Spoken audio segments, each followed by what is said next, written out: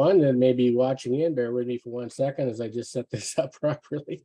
Again, hello, welcome to everybody who might be tuning in. And of course, my co-host, the wonderful, the amazing Karen Gatterden. I'm Lee Jenkins, and this is Abundance Tuning. And well, this week we're talking about mindfulness. And this is a big one. I personally actually have some issues with it myself. I have a tendency sometimes to be able to just shut things down. And that's one of the main reasons why I put this in the book, is because it's a very important part of everything we're doing. So how are you, Karen? And I think you've had a pretty good week from what I understand. What's new and exciting with you? Everything is perfect. Hi, Lee. Thank you. I'm fantastic. And we have a great chapter today. So, yeah, it's a big one in understanding what's happening with your mind. The chapter Mindfulness, it's a big one. And people have to understand what's in this chapter. So I recommend to read this chapter many, many times and read it over and over again to really understand what's meant with all the informations. A big part of this too is practicing what you're learning here. Like it's, you can't just read it.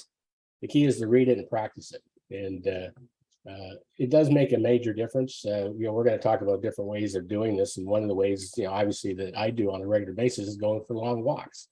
You got to make the time for it. And the same thing with this, you got to make the time to study this and really truly understand it. So let's just get into it a little bit here. On the very first page, it says, mindfulness is the practice of purposely bringing one's attention to the present moment without judgment, a skill one develops through meditation or other training. A little farther down, it says, one of the outcomes of mindfulness is to achieve enlightenment on a personal level, meaning that you will better understand yourself and your place in this world.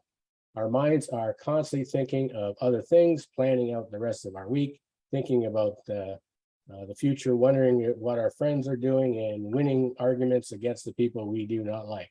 That happens a lot. The main goal behind practicing mindfulness is to get rid of all the excess stuff inside your mind through practice and daily meditation. Mindfulness is being mindful of all things, paying attention to everything you do, every choice you make. Deliberation is the key, but it is not as simple as saying you think extra hard about everything you do. Is being mindful, which is not. And again, this is a big thing. Well, it's really tough. We live in busy lives. It is very difficult sometimes to be able to shut things down. So this chapter is very important. If you really truly are looking to tune into an abundant life, you got to be willing to let go. Any thoughts along those lines? Absolutely, to let things go, and we can go back to the chapter higher self. When last week we talked about the higher faculties, and today we have the mindfulness, and now we can see the connection between those chapters, because mindfulness, this letting go, is one of the most important things you can do if you want to be mindful with everything you do. To be mindful, you talked about the meditation. Every successful person takes time to make the meditation, and this is time for yourself, and this is time where you shut down your thoughts. And I know it from my clients, and I experienced it by myself. Then I often ask myself, why do I make this meditation? Why should I meditate? But everybody should try it out, to sit down and try to shut down all the thoughts. The most challenging part is to take the time. This is the first one. And the second part is to get rid of the thoughts, to get the practice of no thinking. that you have no thoughts. And Yeah. that's a state you get through practicing meditation. And that's the key, Uh, practicing, right? that's the key, the practicing and to take the time.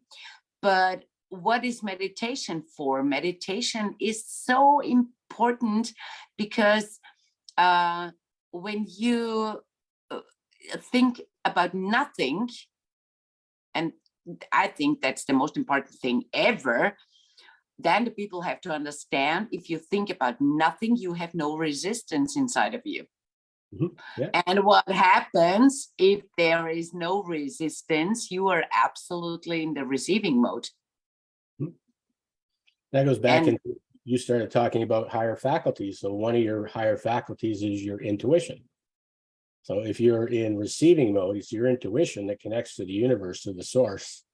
So again, if you're in that state where you're not being distracted by all the things around you, you're much more open to receiving that guidance or information that you're looking for, right? Is that what you were saying? absolutely, yeah, that's true. So you open up the channels and you are open to receive all the impulses that the universe has for us, because we should act on impulses. We should act on the ideas. But if we don't get the impulses, and if we don't get if we don't have good ideas, we don't act. And that's the moment when most of the people get stuck where they are, because they always look at the outside, what's happening around right now. And so the meditation is also, if you think about nothing, you connect to the quantum field. And that's so beautiful because science knows that already when they talk about the quantum field, that you are free of every resistance because everything exists already. That's right. Yeah, it does. So we went on to say here, we're talking about essentialism, minimalism, meditation. This is when it comes to to the more minor terms associated with mindfulness, it's easier to think of mindfulness itself as the umbrella and let the other terms fall underneath it. The biggest of these three subterms are essentialism, minimalism, and meditation. So we go on to kind of describe all these, like essentialism. It says here, does not mean the essentials. The root comes from Plato's philosophy that all living things have an essence. The idea behind essentialism is that every living thing has two states, matter and form. The matter is the physical parts that make you up like blood and flesh and bone, whereas essence can be likened to the spirit of soul. So for Plato, the universe was essentially perfect, and anything that humans saw that could be perceived as imperfections were just perception. We are not able to truly see the essence. And Plato described this by stating that perfect circle exists, but one cannot draw it with some flaw. The artist promptly spent the next 2,000 years learning to draw a perfect circle. Now, the critical takeaway from Plato's musings about the essence of the human eyes are limited, or have limited perception. Things are good and right. And the way that we are always meant to be, it is always that we as a species cannot perceive that version of reality. And so we are faced with imperfections, not being able to trust in the essence of the world. And it goes on and says, psychological essentialism has grown. Probably a good idea if I put my glasses on. I'm trying to read this, it's all blurred. Yeah. Oh, look at that, I can read it now. Psychological essentialism has grown away from Plato's original concept. It relates less to the world as a whole and instead focuses more on the essence of the individual, right? So that's amazing what you can do when you wear glasses, huh? You smokes. So mindset, going a little further down, it goes, mindset is the key. It is a way of looking at the world and of changing our own perceptions. Be mindful of the way you perceive the world around you. And remember, that is true nature may not be the way you have seen it in the past. We've talked about that even in like the chapter 1 on reality. Yeah. We're creating a reality and it's based on our perception of how we see things, right? So it goes on a little farther here. It says the contemporary movement of essentialism involves shaving off the things in your life that you do not need. This new take has much more to do with mindfulness than the old way does. You can see the same basic concepts present in Buddhism, rooted here in essentialism. One of the precepts of Buddhism is that material gain and wealth are only present in this lifetime, and forming such attachments will weigh you down and prevent you from achieving nirvana. You think about that, people think that their happiness and their place in this world has to do with some type of material thing. And it really has not. Like you can have absolutely nothing and be much happier than the person that has everything. In fact, you see it all the time. You can run into people that are very successful financially, but they're not happy. They're actually kind of Yeah. miserable because the focus is always on something outside of themselves, nothing inside of themselves. So a lot of this, right, what we're talking about here is really to help you get connected to this universe and to your own personal reality, becoming your true self. Again, I think this is a very important lesson in the book here. And like you've already said, it takes practice. Right? It's not something that's going to happen overnight. You can't Yeah. just turn it off. So you got to want to, number one, and number two, be willing to put the time in.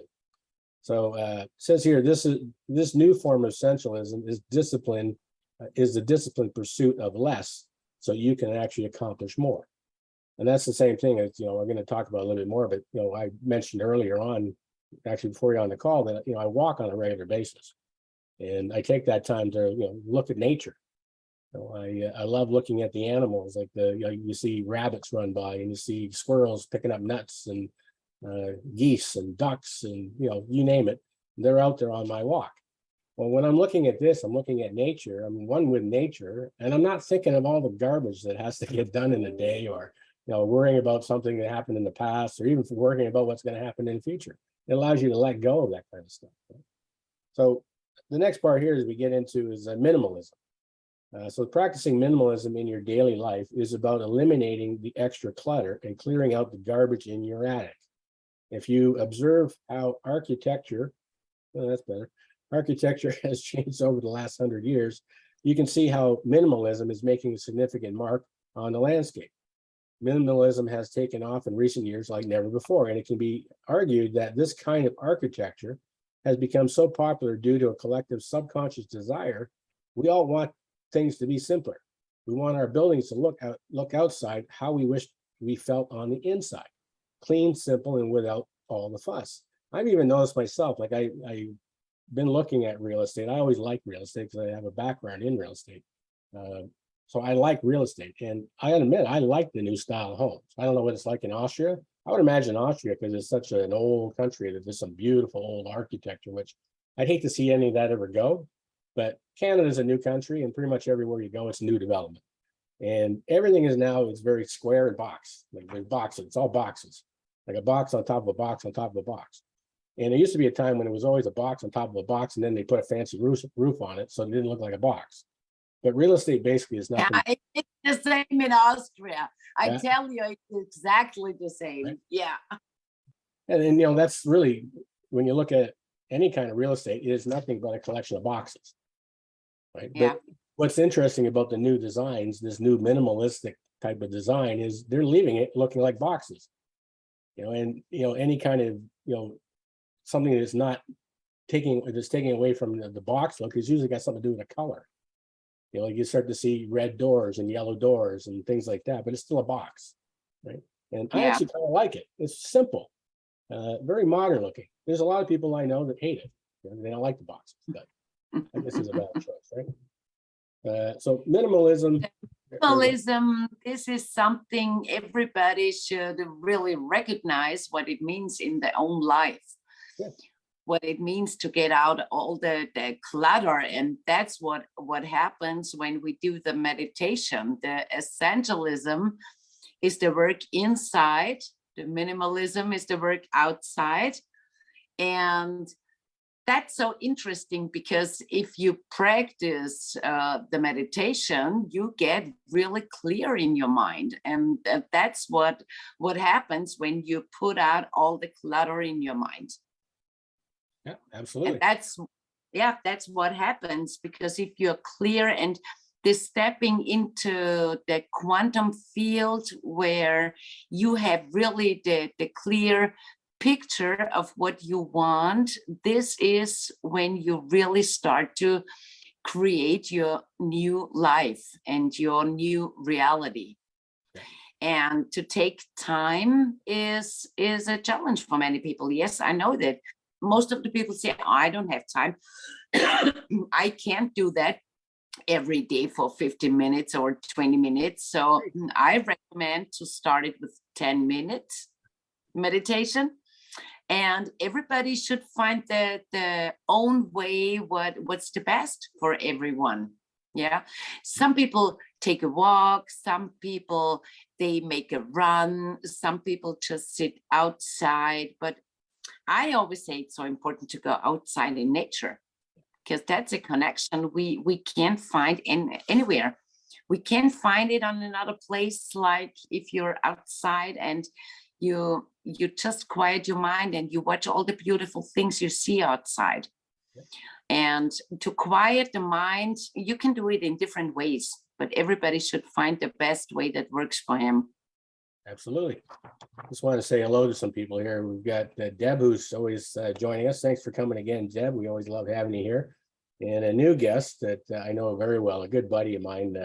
We have a joke of saying her last name backwards. So hello, Sarg. His name is actually Derek Grass, a really good friend. I've known him for decades. He calls me Snicknedge, which is Jenkins backwards.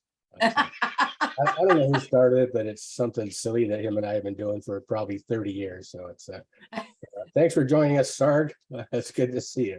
So when we get, again, I'm just going to read a little bit more about minimalism. And actually, while you're talking there, you're talking about being outside. You have a beautiful backyard now that you can meditate in, and lots of greenery, lots of trees and things like that. So it's, again, and you even mentioned that people say they don't have 10, 15 minutes. You do have 10 or 15 minutes every day. You just have to decide to use that 10 or 15 minutes. And I think you're going to find also that 10 or 15 minutes could be the very best 10 or 15 minutes you spend every single day. Because if you can clear that clutter out and just focus on the things you want, minimize all the different things going on in your life and just really sit back and be grateful for the wonderful things going on in your world, and be grateful for all the wonderful things that are coming into your world. It's going to be the best 10, 15 minutes you ever spent. So highly recommend it. So we go on to say here, minimalism and the new wave of essentialism are very similar concepts, but they are not the same. Think of it as being the difference between inside and outside. Essentialism is inside your mind, and minimalism is outside. In essentialism, we are stripping down the tasks that we do, but we strip down the world around us in minimalism. Both of these principles feed off of one another, and both are a large part of practicing mindfulness. However, neither are necessary steps. You can adopt some pieces from essentialism or minimalism to suit your lifestyle. But if you do not think that they are for you, you don't need to adhere to both. So when it comes to meditation, there are many ways to practice, but there is one way to focus on mindfulness. The word meditation comes from Latin, meaning to think. That was how the Romans did their meditation. Instead of calming and completely emptying their mind, they would sit and think for hours, contemplating the meaning of life. Now, just on that word, on what we just said there, like you got to be careful of that too, because you could spend all day contemplating life and never get anything done. So, yeah. or It's always a question what you think about. You can go into a meditation and can think about all the things that don't work out for you. So that's the opposite side. But you have to be mindful that you have the right focus to think about the things you want to create. And that's when really the creation begins, when you quiet your mind and you step into the quantum field, and then you think about the life you want to create. And it's so simple, but most of the people, and that's the time when the old self comes in and says, no, you don't have to do this. No, you should better clean up your house, or make the dishes, or make the laundry, or whatever, prepare the dinner. We have so many excuses all day long. We have so many excuses for everything we do that most of the people always stuck and stay in the old self. And I think that's the secret. That's the real secret. Because what happens when you quiet your mind and you start to not feel your body and you start feeling your emotions, Mhm. that's when you start a creation. Yeah. Getting emotionally involved with what you're thinking about, or in some cases, what you're not thinking about. It's Yeah, absolutely.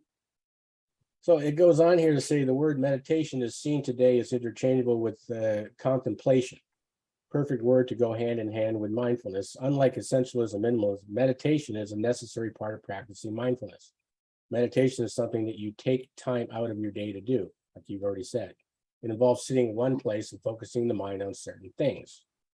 Now we go on to talk about practicing it, and we already touched on a little bit of it. We'll go over it again here. When practicing mindfulness, be aware that it will not be an easy change to make immediately. Uh, Completely understand that. Keep that in mind. It's going to take a little time to get good at it. Right? Now, while it sounds simple enough on the surface, it is not as simple as deciding to make yourself aware. It's not. Like just being able to get to a place where you're really mindful, or you're not thinking of anything outside of yourself at that particular moment, is a place that's going to take some time to get to. You can do it, and it's a wonderful place once you get there. So I highly recommend that, again, study this chapter over and over again and really give some work to trying to practice it. So it says, when practicing mindfulness, be aware that it won't be easy at changing to make it immediate. Now, while it sounds simple, I just read that, didn't I? Now, before getting started, remember that there are different levels to which you can devote yourself to mindfulness, and any level of dedication is outstanding. Mindfulness can be a short exercise to do daily, such as a walk around the block. People like this, not necessarily looking for a change, just a way to clear their cobwebs out every day. So nothing gets piled up too high. So you want to go for walks, things like this is something that I do actually on a pretty regular basis. Now, for others, the end goal is to immerse themselves in mindfulness fully. These people are looking for a completely different road to drive themselves down, and you may find yourself falling anywhere in between the scale. So like I said, I'm the one that actually likes to go for the walk. Then others like to actually find a quiet place, sit in the garden, things like that, and sit down and really try to reach that level of mindfulness. I have difficulty doing it because I like to keep moving. So, again, I do the walking thing, which I'm going to be honest, I don't think it's the best way to do this because it's not easy to be mindful when you're actually walking through a neighborhood or walking towards something, things like that. But you can do it. So do not think that you have to have it figured out before you start. That's kind of like with everything. You don't need to know how it's all going to work out. You just need the will to start. It's all right not to know what you want, to decide in the middle of the process or change your mind part way through is perfectly fine. Now, like I said, I do go for walks, so I kind of going to skip over here. I highlighted the part where do you go for a walk every day? Well, I do. So if you do not, take it up immediately. Not just for the sake of mindfulness, but for every facet of your health. Even a little bit of exercise and fresh air stimulates your endorphins and will improve your overall mood. Walking is an unexpected sort of meditation. Generally, is not considered part of the practice because it involves so much movement. But the meditation part comes from what you do with your mind while you're moving. So like, in my case, like I walk from where I'm at down to a lake. Now the entire, walk between here, the lake and back is pretty much an hour. And I've done it so many times, it doesn't seem like an hour anymore. It seems more like 20 minutes, but it's an hour.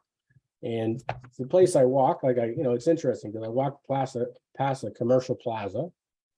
Then I walk past some condominium complexes. And then I walk past a beautiful park that used to be a golf course. And a lot of people walking their dogs, and they have frisbee golf there now, or disc golf, I think they call it. So I get to watch that. I get to watch there's geese everywhere, which can be a bit of a problem because you got to be careful where you're walking because they like to leave their droppings all over the sidewalk.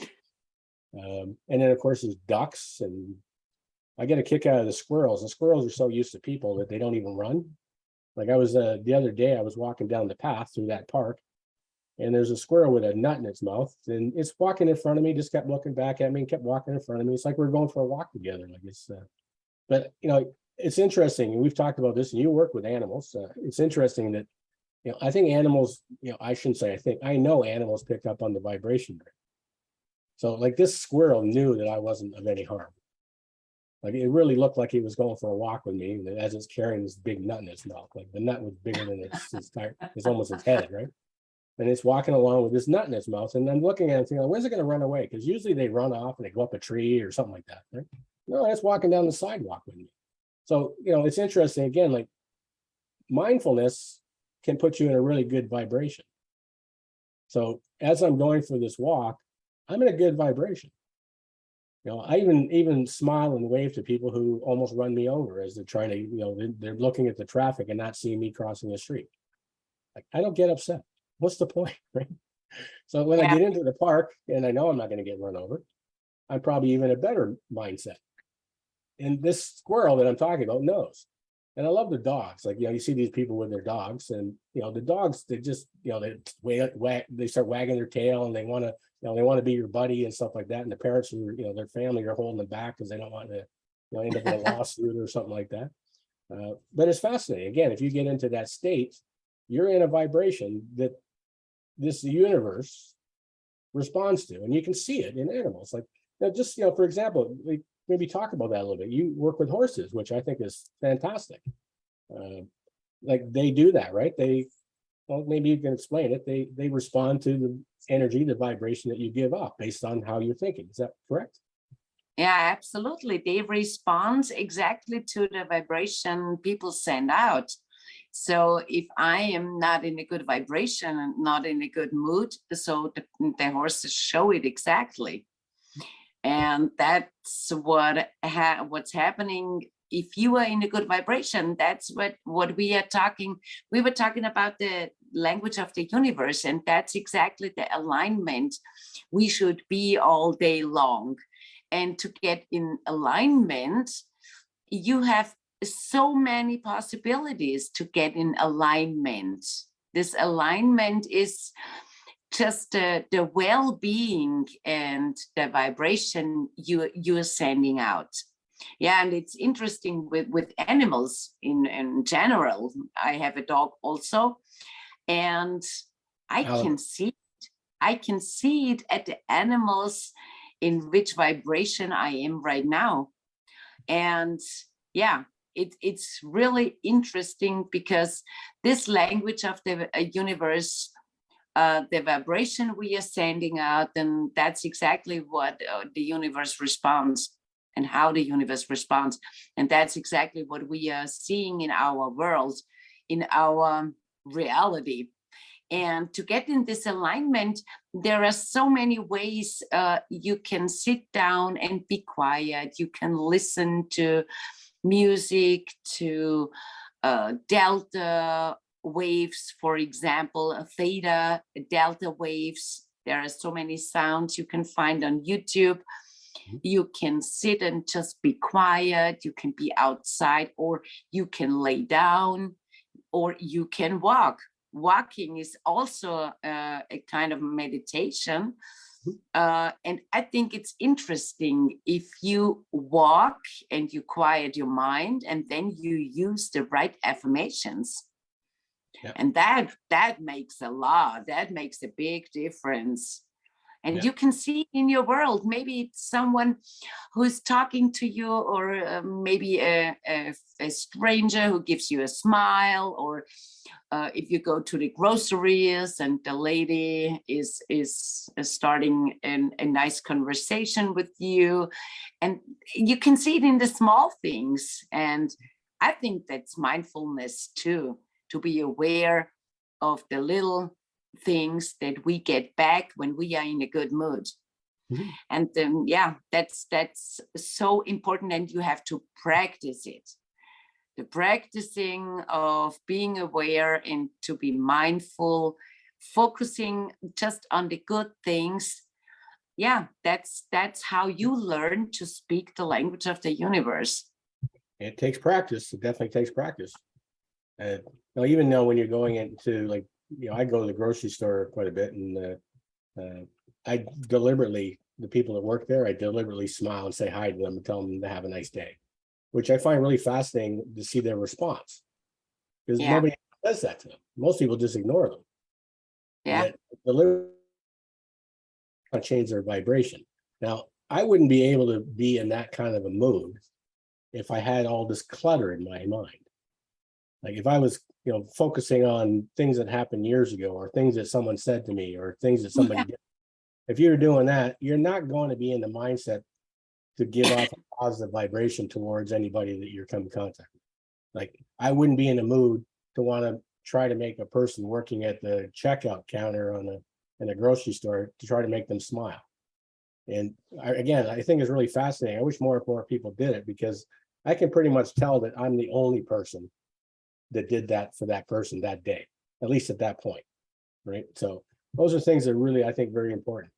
So there's another section here we start getting into where we're talking about, basically simple practice you can do anytime, any place, and without any preparation is you can use your five senses. This is a way to, kind of, again, let go of things and just focus on the right now, what's going on right now. And so the first one here is you start with sight. Just take a moment and look around. Right? What do you see? What are you seeing? What are you looking at? And just think about that and nothing else. And then you can move on to your hearing. What's it sound like in the room? What kind of noises are there? Where are they coming from? The next one's touch. Now keep in mind that these are sensory triggers. All of these are sensory triggers. Like you can start with your hands, feel everything that they touch. Are you holding something in your hands? But just focus on that alone and nothing else. yeah, Right? The next is open your focus up to the smell of the room. While the previous three senses might be something you are already paying attention to, especially sight and sound, the smell is a sensation that tends to take into the I better put the glasses back down. I can't read. It's getting worse daily. I if I had longer arms, see, now I can see that. But anyways, what was I talking about? The smell. Okay, so the smell sensation that tends to fade into the back of one's mind unless you are being presented with a powerful aroma. So take in the sense of your workplace. Does it smell like paper and ink and things like that? What's it smell like? Again, it doesn't really make any much difference what it smells like. It's just what you're trying to do is you're trying to put yourself in a place where you're decluttering your mind and you're simply focusing on the here and the now. Right? So our final sense is taste. Now I'll save this for last, because if you can, it can become a specific taste in your mouth that might send you off for a toothbrush or a mint and things like that. So be careful of that one. It depends on what you just had for lunch, or maybe you're going to have for lunch, and be mindful of particular tastes that are in your mouth. And again, we're getting into just using your senses to try to bring you to a point where you're really in a mindful state. You're simply focusing on the here and the now. And again, all of these things are fantastic. Like my favorite thing to do is to go for a walk. yeah, And again, that takes practice, because it's really easy to get caught up in what's going on around you.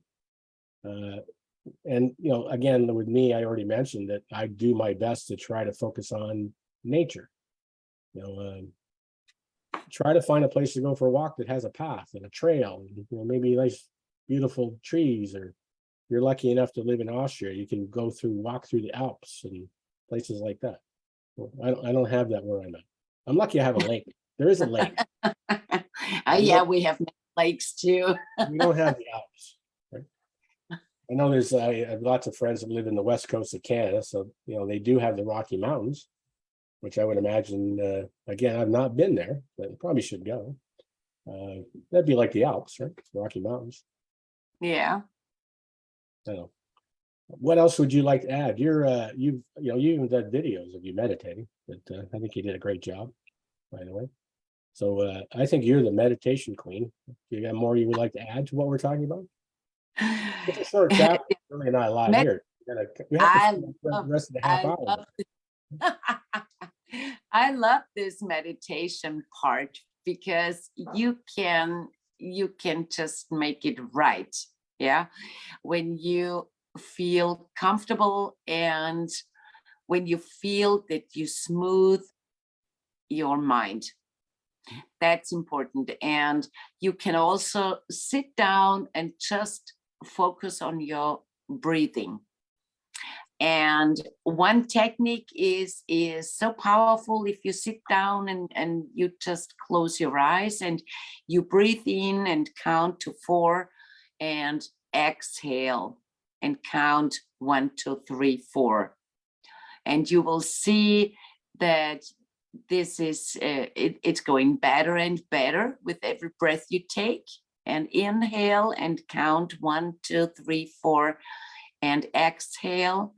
And this is a state when you don't feel your body anymore and you just feel the space around you. That's when you are in the right place. Right. How long did it take you to be able to get to the point where you can do that? Oh, it's getting faster and faster. So some days, not every day is the same. So on some days, I get it in maybe 1 minute. I'm in this state. And for sure, I have days where I need 3, 4, 5 minutes to get in this place and in this state. But it's important to do it. And if it's not every day the same, don't judge yourself and don't say, oh, today it didn't work out as I wanted. No, try it again and say, okay, I did the best I can today. I'm going to try tomorrow again. But it's important that you come to the place you want to be. And everybody is getting better and better every day. This is practicing. And yeah, this, I think why we should meditate is just simple to think about nothing and to get out all the clutter and the resistance. Yeah. If we don't think about anything, we have no resistance.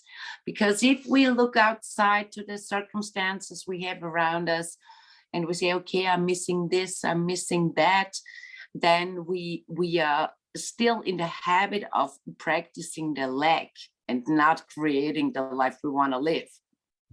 And that's what most people do. And so that's the important part. Focusing on what we don't want, right? Yeah, we create what we don't want. Yeah, exactly. That's backwards. Now, when you meditate, do you use incense? And like I always have a little crystal that I also have a tendency to just hold on to, burn incense and close my eyes. Is that something you do when you do it?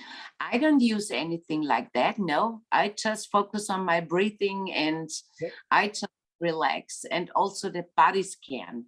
Scan your body is a technique. This is wonderful.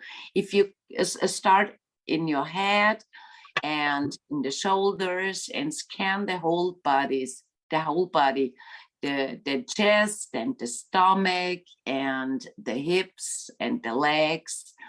That's all. This is a technique you can smooth everything down and just to relax, because what happens if we relax, we get a different brainwave state from the beta state, what we have during the day, where we go to work and where we do all the stuff all day long. Then if you sit down and we start breathing, then you come into alpha state. And if you relax more and more, you come to the theta brainwave state. And this is where you have the connection to your subconscious mind. Mm-hmm. That's when we start to reprogram our mind. Right. And this, What, you can do that with even, affirmations, things like that, focusing on the things that you want in life, what you want your life to look like. Right? And it goes right into your subconscious mind, which changes your Ab- vibration, which changes what you ab- attract in your life, right? yeah, absolutely.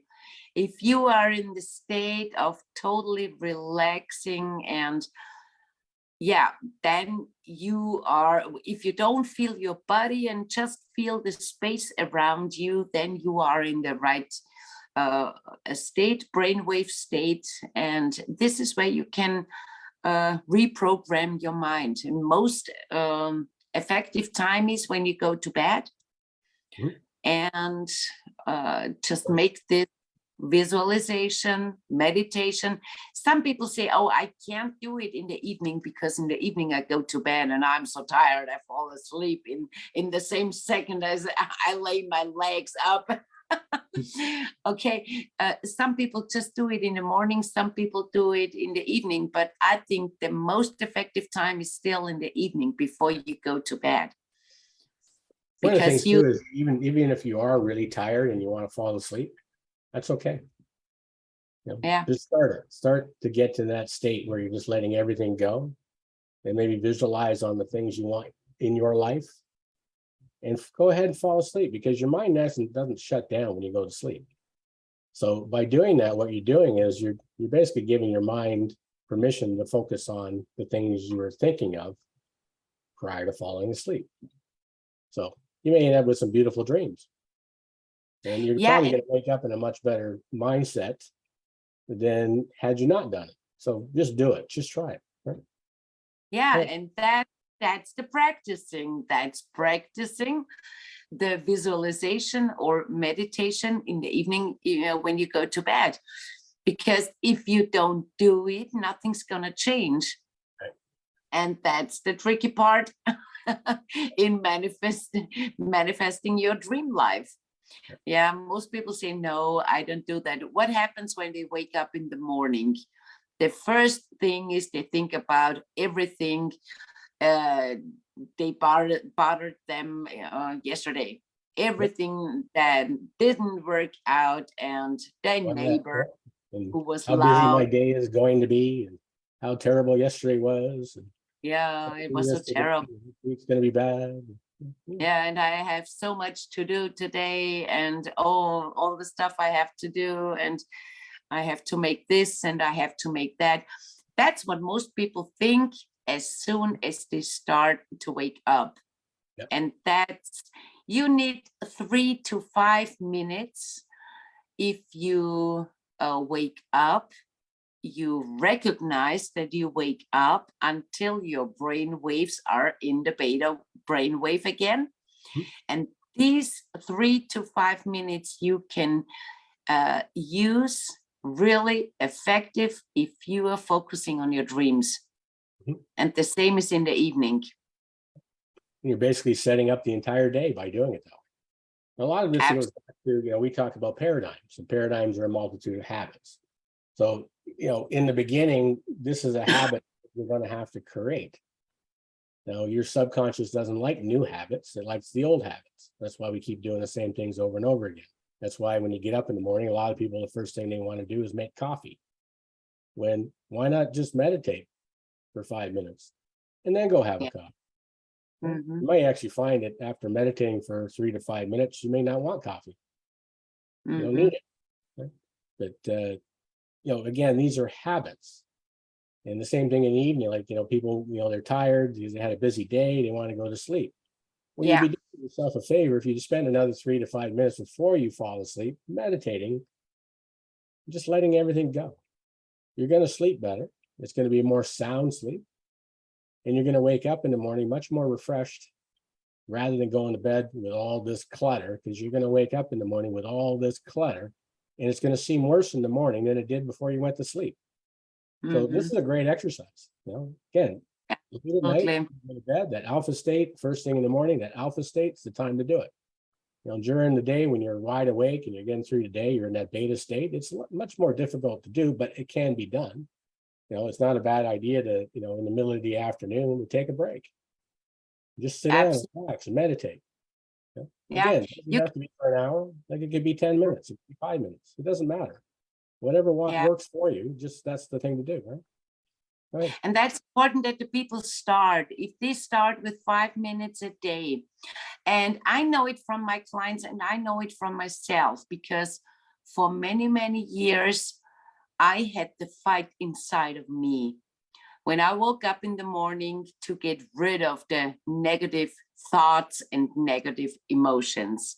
And I found out what helped me the most was when I recognized that I'm going to wake up.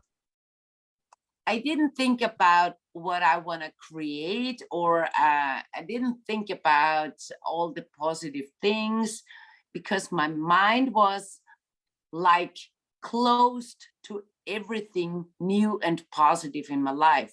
So I started with appreciation in the morning. So for all the people, they have really an issue with thinking positive things in the morning. If you recognize that you wake up and you are in the awakening phase in the morning, start to appreciate. I am so happy and grateful to lying in this bed. I'm so happy and grateful having this pillow under my head. I am so happy and grateful that I'm gonna wake up this morning. I'm so happy and grateful to have a new day and a new chance to change my life. And that's a good tool for everyone who has really issues with thinking about all the positive things in the morning. I think that it's safe to say that that works for you, because I can't remember the last time I had any kind of conversation with you where you weren't smiling. You're definitely the smile queen of Austria, right? Like you're always in a good mood. You're always smiling and laughing like you are right now. So obviously everything you're talking about works, right? So Yeah, hopefully people will watch this video back and they'll listen to the things you're saying, the things that we've been saying that are in this this book and this chapter of this book. So it does work, but again, you got to do the work. Right? You yeah, got to create those new habits. Like what you just said, what you should be thinking of when you wake up and things like that, the gratitude and things like that. It makes a major difference, but only if you do it. yeah, That's the problem is, again, people get so caught up in their day and what they have to get done today that they don't take that little bit of time aside. Like you think about it, we're talking about 5 minutes. yeah, You can stretch it out to 10 to 20. You can stretch it out to an hour if you want to, but that's going to take some practice to be able to do that. All we're suggesting is try it. Give yourself 5 minutes and then maybe stretch it out to 10 minutes. And like what you were just saying, gratitude is a big one, because gratitude really is truly the attitude that hooks you up to the source. The absolutely. more Yeah, you're grateful for, the more you're going to be given to be grateful for. So yeah, mindful, you're sitting back and you're meditating, you're focusing on the things you're grateful for. Know that this universe is already lining more things up for you. And you're going to get to the point where you're just like Cara here, smiling all day long. Have a wonderful life, right? So yes, and if you do this with the appreciation part in the morning, you set the tone for the whole day. That's right. The universe responds to the vibration. So if you wake up and you say, I'm so happy and grateful to waking up and to have a new day and a new chance, you are in a complete different vibration, and you have a complete different attraction point. Mhm. Yeah. As you're talking about all that, being grateful, I do love my bed. Yeah. I need to be more open about telling the world that I love my bed and I'm grateful for my bed. I bought it a little while ago. It's kind of the most comfortable bed I've ever had in my entire life. Like I love it. Yeah, and we have so many tools about bringing ourselves back in a good vibration and in a good mood, and to be mindful. So yeah, next course is going to be about tapping and I love it. This is also a great tool to Yeah. bring everyone back. And yeah, but most people don't understand that the mood and your attitude is the vibration, and this is the language of the universe. Yeah. So tapping, you mentioned, so freedom, emotional freedom techniques is what you're talking about, right? If people don't know Yeah. what that. It's I'm not an expert on that at all, but I know Karin has been doing it. And in fact, you did some videos, didn't you, on tapping? And I Yeah. think, Yeah. are you gonna be blessing us with a new program on tapping, or? Yeah, it's gonna be the new program. Yes, on tapping. EFT. Yay, you heard it here. There's going to be, and then again, I've studied it some in the past, and it's definitely a technique that is it fits well with what we're talking about right here. So then I'm looking forward to seeing it. You know that once it's done, I'm going to be studying it. In fact, maybe we'll be doing this on emotional freedom techniques and tapping, right? Yeah, maybe we will see. Let's say we are. So as we're getting wrapped up here, next week's I think it's a really good chapter that we're going to be working on. It's the chapter on shift, and it's a 5-step process to shift from where you are. We start from a place of being stuck, where a lot of people feel as though they are stuck, and so there is a process to take you from that sense of feeling stuck to getting through to where you feel that you've made the change that you want in life. And it's actually a simple process. It's not always easy to do. Just like even getting started with meditating, it's actually a simple process, but it's not easy to do because we're constantly dealing with our conditioned mind, and our conditioned mind is designed to keep us on track of something so that we don't have to think about it too much. The problem is we get programmed with a lot of the wrong thinking, and then guess what? We go through our day habitually doing what's taking us in the wrong direction. So I think the shift process is definitely a lesson that people will benefit from. Again, it takes time. And it's one of those chapters in the book where, again, you need to repeatedly read it over and over and over again. Like I know that even, studying with Bob Proctor, like he would have us do things where you take like one page and read it every day for a week, and sometimes taking a chapter and read it every single day for 21 days. But they say that it takes 21 days to create a new habit. So if you keep doing it for 21 days, it's going to become a habit and you're going to want to keep doing it, right? I find that, 21 days is a good marker, but sometimes it's a little bit longer. Sometimes it's not even 21 days. So you can create a brand new habit, especially bad habits. They usually come faster. But Yeah. the good habits might take 21 days. So I'm just going to read a little bit from Shift here, just to give you a quick idea of what we're going to be expecting next week. Again, I think this is a great chapter. Everything in this book is designed to take you where you want to go. It's called abundance tuning.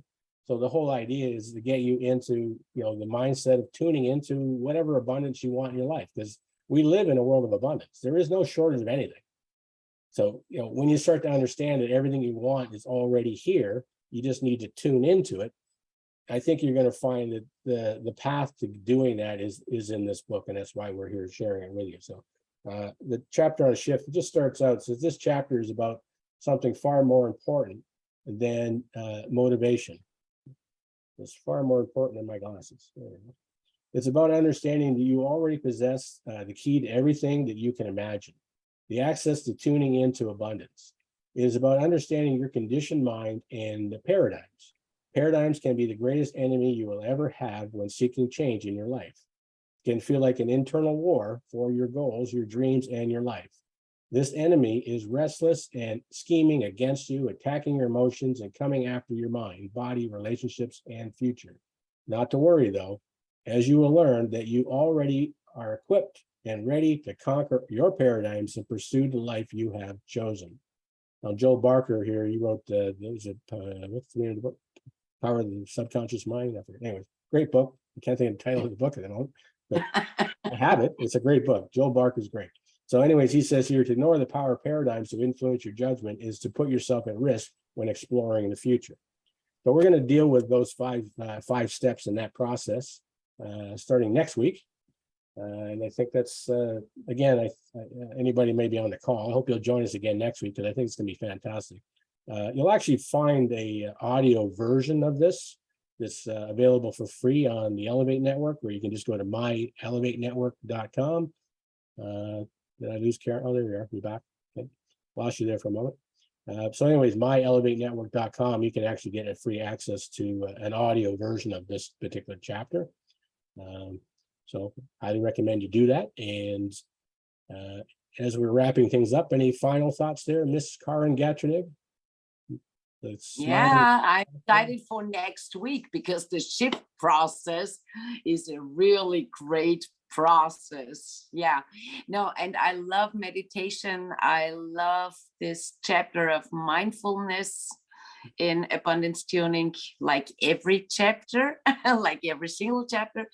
But again, practicing the meditation and the visualization and to quiet the mind is absolutely a necessary step everybody should try out. Yeah, and what's important is start with baby steps. Start with 5 minutes and then maybe 7-8 minutes, and don't start with about 20 minutes, 30 minutes. That's too long. You feel overwhelmed and then you let it be and you never do it again. So that shouldn't be. So it's yeah. really hard. It's really hard to be in that mindful state where you've basically gotten all the clutter out. It's hard to do that for 20 minutes. Now it can be done. You get like Buddhist monks that do it for days. That takes a tremendous amount of effort and time to get to that kind of a state. But for an average person, again, like you've said already, if you can do it for 3 to 5 minutes to start, well, you're doing fantastic. And then maybe you move it up to 10 minutes, but little increments. And eventually you get to the point where you become kind of a master at it, and you're going to benefit greatly. Your whole life could really be changed just from this one practice. You'd be amazed at the things that start to come to you, how being open like that and having that opportunity to just simply allow this universe to tell you whatever you need to hear is really a beautiful thing. And it leads to beautiful things in your life. So again, we'll see you next week with the next chapter on shift. Appreciate all those who've joined us. I know Deb's here with us again, and we always appreciate you, Deb. I don't know if my buddy Derek Grass is still around, but if you are, Sarg, we'll maybe see you again. And I know there are some other people here, but unfortunately this system, because we're broadcasting on a few different places, it doesn't actually tell your name unless you click on a link and allow it to tell your name. So if I'm reading your messages but not saying who it is, it's because I don't know who it is, except for people like Deb who says it's Deb. And of course, when somebody calls me Snicknedge, I know who that is. I don't know anybody else that calls me Snicknedge. So it's, anyways, always a wonderful thing to see you, Miss Karen Gatrinik. I always like saying your full name for some reason. I do know your middle name, but you don't like it, so I won't say it. My pleasure, Mr. Liam Jenkins. So any final thoughts? Anything else you want to say before we say goodbye? I was going to say goodnight. It's not goodnight. It's good night for you. I appreciate everybody who joins us. Thank you for watching, and I'm really excited for next week. And if anybody has any issue with practicing meditation and to be mindful, so they can contact us Absolutely. at any time. Reach out, say hello. Yeah, we always like hearing from people. And if anybody's interested, tomorrow we do have our Elevate roundtable. It's a closed meeting. It's not going to be live. It's never live. But anybody is welcome to come and join it. But you do have to register for it. And again, you can find that at myelevatenetwork.com. Just register for it, and then you'll get the link sent to you that allow you to join the Zoom call. And again, it's a private call. There's usually a dozen of us or so, and we just have a great conversation. We don't plan what the conversation is going to be. We just simply see where people are. We kind of mastermind ideas. It's an hour. It's a bunch of people with the same kind of mindset, same type of vibration, all wanting to try to improve each other's lives. So again, just go to myelevatenetwork.com and you can sign up for that. And it would be great if you joined us. And then, of course, Thursday, you and I, Karin, will be back with Eric Keys and Walter Perdigo, or Perdigo, actually, or no, Perdigo. I always say it backwards and wrong. I think Perdigo. Perdigo. Yeah. It's funny, I've known him for a long time, but I always called him Walter. And then I had to say his last name. I think, oh, it's spelled kind of a different way. And I'm thinking, how do you say that? So after probably like 12 years, I finally learned how to say it. And every once in a while, I still say it wrong. Anyway, this Perdigo, Walter Perdigo, Eric Keys, Karin Gatwinick, and Lee Jenkins. Thursday, we're doing the next episode of our Think and Grow Rich Mastermind, which is, I forget what the next chapter is, but it's going to be fantastic. So come and join us. We'll be right here, 3 p.m. Eastern time, and on Thursday, right? So Yeah. have a wonderful day, everyone. And Karin, we'll be talking to you again very, very soon. And we'll talk later. Bye. I got to figure out how to turn this off again. Bye, everyone. See you later.